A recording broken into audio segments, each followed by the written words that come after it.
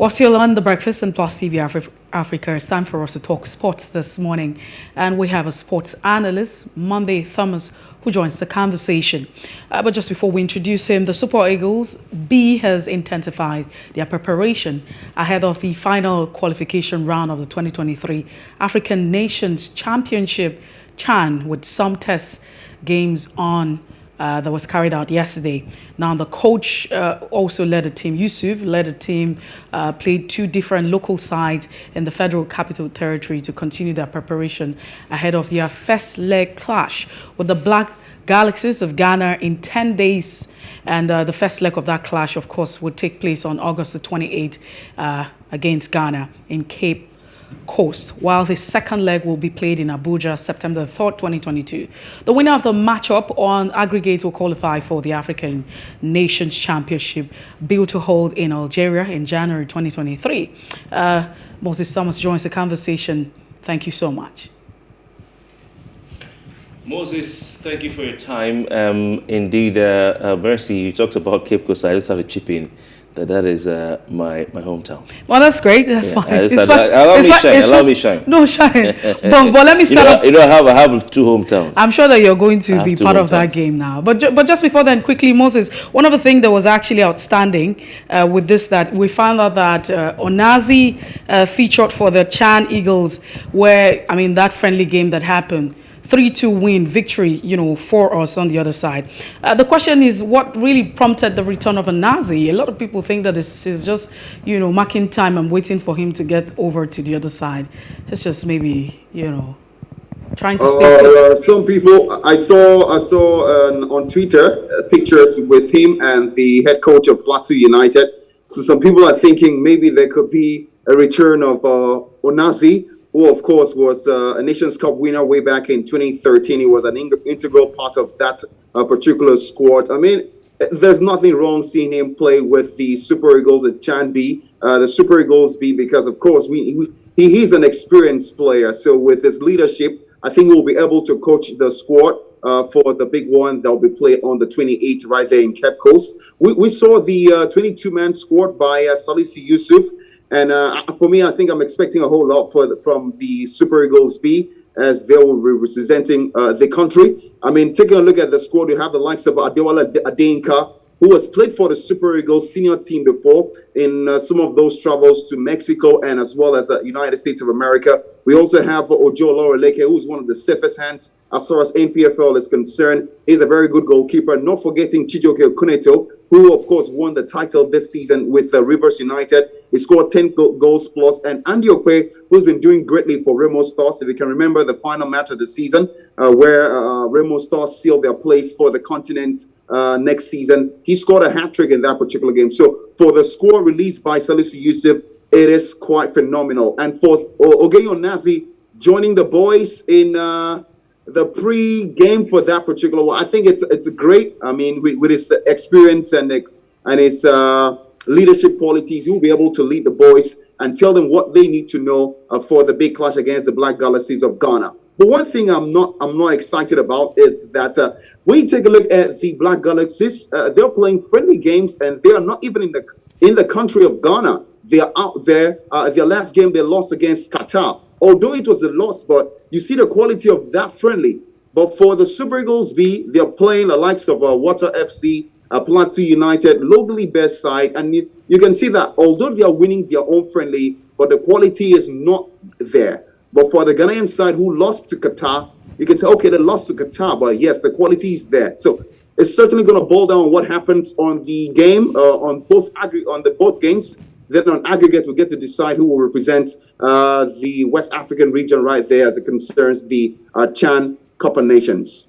All right. The Black Galaxies have been on a trip. You said to Qatar. They've also been to Austria. Just recently they arrived, I think, yesterday, the 25th of August. Yes, yesterday they arrived back in Accra. After that trip to Austria, where they were on a 4-nation tournament. And of course, they faced, like you said, the World Cup host Qatar. So do you think that, the rivalry this time around will go the way of the Ghanaians based on the fact that, like you said, they played Qatar, where they lost narrowly 2-1. You think this time around it means that Ghana will be walking away with this one? Obviously, it's another World Cup situation. If that happens, it'll be twice beaten, 3 times shy, where you have... I'm sure you've seen that smiles on my face. where you have a penultimate match that only one team between Ghana and Nigeria can qualify for a tournament. I don't know why CAF is doing this to us, bro. I don't know why CAF is doing this to us. But do you think this stands Ghana in a better position to qualify for the challenge? Well, modern football these days has been all about the banter. It has been all about the derbies, the local derby, the West African derby. And there's nothing wrong if we get to see this time and time again. And it will certainly not be a revenge, because I think Nigeria have taken a revenge over that World Cup loss, World Cup playoff loss to the Black Stars, where Thomas Partey scored that heartbreaking goal. I'll never forget that goal. Can I tell you what happened to me? I sat on the floor. I knew it was over. As an Arsenal fan, I'm sure that you must have got some solace from that, you know. No, I did not get any solace. Immediately Thomas Partey scored, I knew that was the worst case scenario. There was nothing taking Nigeria to the World Cup. But that's by the way. But if you can remember, in the WAFU Under-17, the Golden Eaglets beat Ghana in the WAFU Under-17. In the WAFU Under-20, the Flying Eagles beat the Ghanaian side as well. So I think we've gotten our revenge over this age grade football at the Under-17 as well as the Under-20. So this is going to just solidify everything. I mean, this is, of course, the Under-20 of Nigeria versus the Under-20 of Ghana. So it's certainly going to be a feisty one. I'm not going to take sides, because when you take a look at the preparation, when you compare the both teams preparing for this particular one, the Black Galaxies have got a better preparation than the Super Eagles B. So it all boils down to the pitch of play. It can happen that on that day, the 28th and the 3rd, respectively, you get to see the Super Eagles B take the game to the Black Galaxies of Ghana. I'm really impressed about the team news and the 22-man squad released by Salisu Yusuf. And I think the Super Eagles... All right, so Thomas, do you think, I mean, let's even get into that now. Do you think that, you know, the lineup or the crop of players that we currently have in camp now, I mean, you have mentioned that in terms of preparation, Nigeria cannot be compared to what Ghana is actually doing currently. And so do you think that the crop of players that we have, you know, can actually qualify for that game in Algeria? Yes, I believe in the squad. Well, not just believe, but with the numbers they've produced in their previous season, especially in the NPFL. I mentioned the likes of Adewale Denka. This is not the first time he will be representing the Super Eagles. He has been there with the Super Eagles, the senior Super Eagles, when they were flying to the United States and as well as Mexico. Not forgetting Joe Loreleke. He's the safest ends as far as the NPFL is concerned. I made mention of Chijioke Okuneto, who scored 10 goals plus in the NPFL. I'm not forgetting Andy Okwe as well. I mean, I'm proud of the squad, but the preparation is what I'm just worried about. So what then is experience without preparation? I mean, my question is, what then is experience without preparation? Because, I mean, for some of these players you're mentioning, these are players that have actually, these are experienced players. And so we're talking about preparation, right? So what's the essence? All right, Mercy, they're prepared, but I'm just worried about the quality. Not that they're not preparing. They're prepared, but they're playing against the likes of Water FC, a Plateau United, locally based NPFL side. But for the Ghanaian side, they have been basically around the world just to get more knowledge on how to beat the Super Eagles B. But I think the Super Eagles B can age Ghana and, of course, play at the upcoming CHAN 2023. Oh, well, then, before we let you go now, do you also think that a little bit of some connection, that the outcome of the two-leg qualifiers would be a yardstick to measure the football development in Nigeria as compared to Ghana? Well, yesterday I saw the FIFA ranking, and the Super Eagles are ranked higher than the Black Stars. The Super Eagles are ranked 4th and 31st in the world. But I think the yardstick to compare how football has developed in the two countries should be at that World Cup playoffs where Nigeria lost to Ghana. It clearly shows that, hey, when it comes to the big competitions, when it comes to when we need it more, when it's really serious, that the Black Stars of Ghana wanted more. I think football in Ghana is much more better than football here. Not just about the national team, but about the league, the organization of the league. You will not hear that they've not found out the right team that will represent Ghana right there, the continent. The calendar is top notch. They play according to proceedings, and they arrive at a very good decision. But for Nigeria, we also have to work on. We have beautiful talent here. If it's for talent, we've got it here. But football organization, administration is zero here in the country. Got to be honest. All right, so we'll be seeing the likes of players from Accra, Asante Kotoko. That's my first team. That's my team before Arsenal. Likes of Hearts of Oak players, and of course the likes of great Olympics players and all that. I was hoping to see maybe Sule Muntari, who's been playing in the Ghanaian league for some time. I don't see his name here. I would have said, okay, it's a foregone conclusion that Nigeria would lose that game.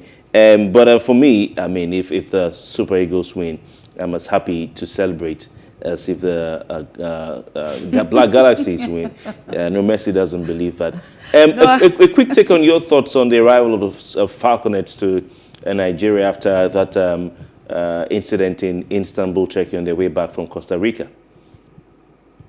All right, first of all, I would like to just quickly talk about the tournament, the Under-20 World Cup. 3 wins out of 3 in the first group stage games, and the first 3 group stage games, and we saw them taking on Netherlands. I talked to Mercy on Friday. I told you that that game was the most difficult, because I've seen the way the Dutch ladies play. They are very compact. I mean, they play quality football, although they lost last night to Spain. And of course, Spain will take on Japan in the finals of the Under-20 World Cup. But back now to the Falconets, an embarrassing outing. I mean, we expected them to just age past the Netherlands ladies. They played well in that particular game.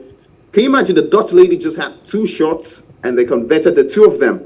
Meanwhile, the Falconets had over 10 plus shots.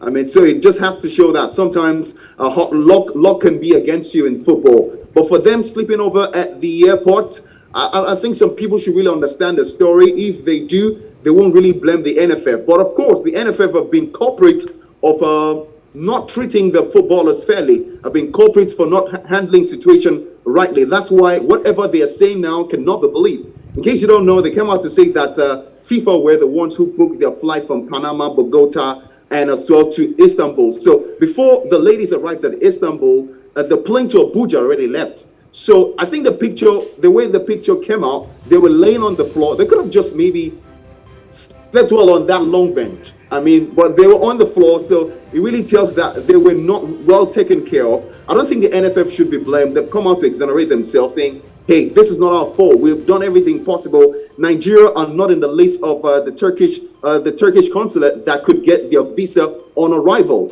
So if Nigeria were on the list, then for sure they would have gotten a transit visa, get into Istanbul, get a hotel, and sleep perfectly for the next flight to the next day. Thomas, so we have to go now. We're out of time. Okay. Monday, Thomas, thank you so much. And it's always a delight to have you share your thoughts and be part of the breakfast.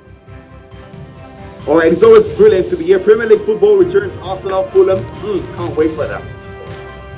Well, that's the size of a conversation. If you missed out on any part of it, it will be all right to follow us on Facebook, Twitter, and Instagram, and do subscribe to our YouTube channel. We're at PlusTvAfrica and PlusTvAfrica Lifestyle. I am Mese Boko. Have a fantastic Friday. And my name is Kofi Bartels. We'll be back on Monday. Good morning.